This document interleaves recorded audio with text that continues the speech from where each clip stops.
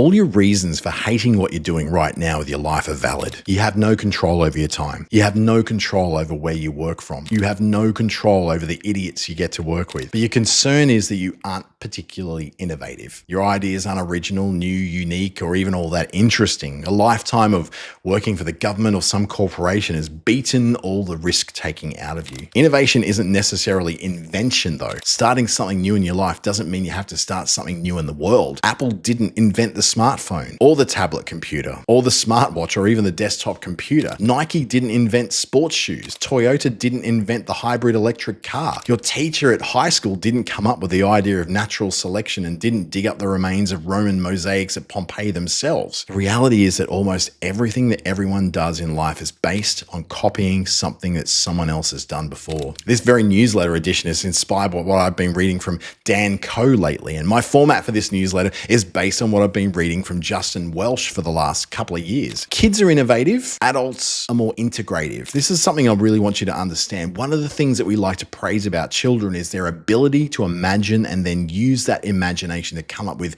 crazy, if impractical ideas to solve what they think are problems in the world. Because everything's relatively fresh and new to them, young people will produce ideas to solve problems that are so obvious to them, they don't stop to check if anyone else has done it first. They just put their minds to work at solving a problem and building that solution. A 14-year-old I met last year walked out of school one morning, caught a bus into Darwin City, asked to meet with me at the Darwin Innovation Hub, and then proceeded to present me with a pitch deck for a business idea and a working model of his idea, and even brought along his very own non-disclosure agreement for me to sign. Now, the working model is a solution that's been used across the world for centuries to deal with this specific problem. It didn't explore the many issues with how to power it, maintain it, and use it outside of a specific season in the tropics. But this young fella presented it with all the enthusiasm of an inventor who just screamed out "Eureka!" after he discovered something brand new. He just got in there and did it. A 44-year-old would have done endless rounds of research on the internet, cost-benefit analyses and feasibility studies on the ability for them to produce and scale out the idea to a global market. Less than 1 hour into their research, the idea would have been dropped because someone had already done it all this before. We integrate everything we've learned across our experiences to come up with conclusions that bias us towards or away from doing certain things. Remember when I said that innovation isn't necessarily invention?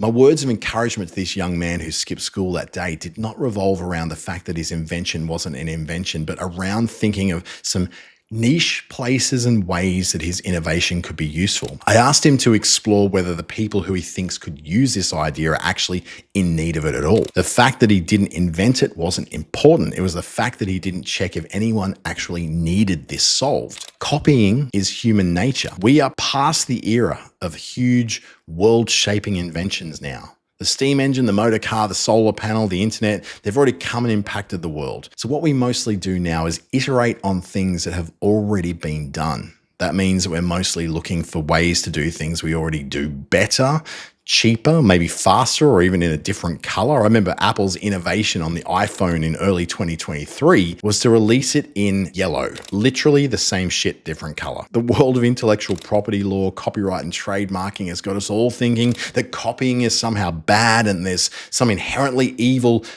thing about something we're taught to do from the moment we're outside our mother's bellies. We learn to smile by copying a smile. We learn to speak by copying others speaking. We learn everything from copying what someone else learned from someone else who learned it from someone else.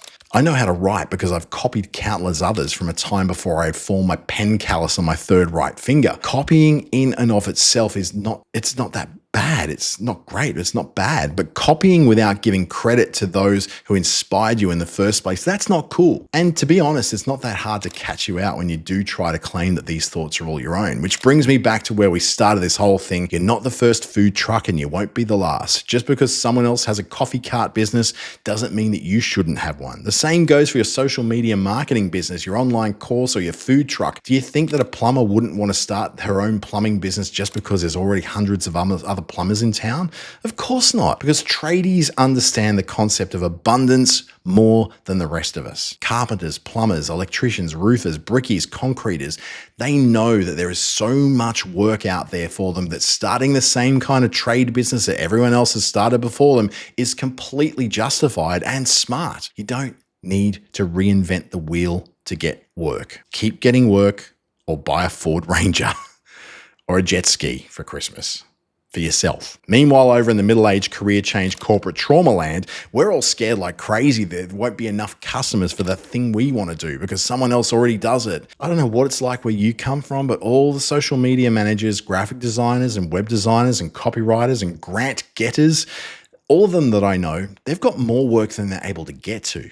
And there's a reason why there's so many people in these fields already. There's so much work available in it. Those who aren't getting the work are generally just bad at doing it, or they just got started and have no idea how to connect with their future customers. So how do we get started from zero? The first step is to get over your fear of not being the first to do this thing. You're not, and that's great news because it means that others have already worked out all the issues in turning this sort of idea into a business before you. It means that there are potential mentors out there to connect with. There are networks for that industry already in place. There are even advisors that know how to start and grow businesses just like the one you want to start. Hell, there's probably even an internet of playbooks and frameworks and YouTube videos full of everything you need to know on how to get started. You don't need to reinvent the wheel. Just roll with a wheel that you know is going to work. I'm Dante St. James.